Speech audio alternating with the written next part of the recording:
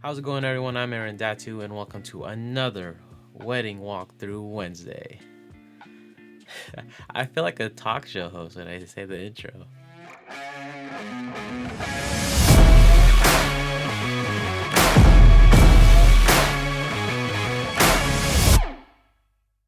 Today we're going to be talking about footage organization, specifically creating a template file or template folder for all your couples. Again, this doesn't only apply to wedding filmmakers. You could look at it from a different perspective of shoot days or projects and all that, but in essence you're just making a template that you could copy and paste or duplicate and get the same file structure for every project that you have per year. And the first folder I have is a year folder, and I put asterisks along every file name just because it indicates that I'm going to be changing the name of that folder. Next folder within that year folder will be the project date along with the project name. So for my instance, it's going to be the date and then the date of the wedding and then the couple name. Again, asterisks on it because the bride and groom name is going to change. And inside that folder, there's 5 more folders that have your assets, your deliverables, your documentation, your Final Cut Pro library, and your media. Your assets are going to be things just like PNG files, overlays, stuff like that that is only going to be made per project, not all the time. Deliverables also have another folder inside it, and it's thumbnails, but outside of that, it's just thumbnails and then whatever final files that I export out of Final Cut Pro. Documentation, that's going to be stuff like whatever you like, if maybe you have your contracts all printed out or PDF'd and everything, or maybe like questionnaires, stuff like that, like all those information or notes that you've taken down during your meetings, all that would go in there. And then the Final Cut Pro library has just the library that's inside it. It's a collection library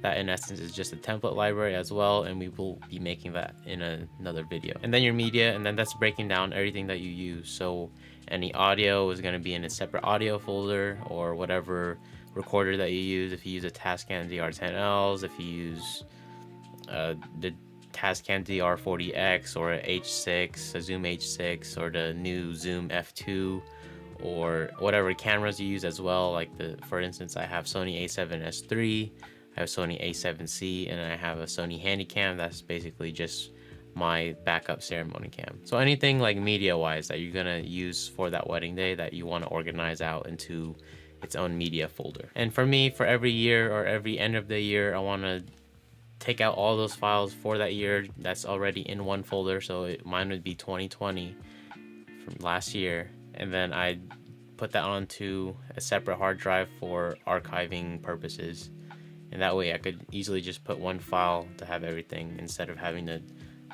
choose multiple files, you know. And so it helps with just overall organization and like having a nice organized workflow. But outside of that, once you have all those folders made, you could basically just copy and paste or duplicate that entire folder for every new project or every new couple that you do have. So say post wedding day you want to drop off all your footage into its designated media folder.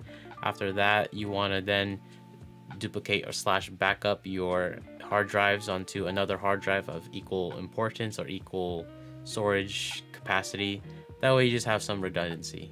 You don't have to do that, but that's what I do, and I'm pretty sure I have a video that goes over how I do that with ChronoSync and all that. But after all your media is dumped out, then you want to go to your Final Cut Pro library folder, rename that folder to the bride and groom's name or whatever project that you are working on. Doesn't have to be just weddings. This file structure works for all kinds of projects. And then what I do after I rename my Final Cut Pro library, I drop that off into my editing drive, which is a faster external SSD. And then from there, I'll import my media into that Final Cut Pro library. Again, that library, we will be making that template on the next video or a future video to come. That's all I got for today's video. Thank you again for watching. I appreciate you. If you have any tips that you want to give me or anyone else, be sure to share them down below in the comments.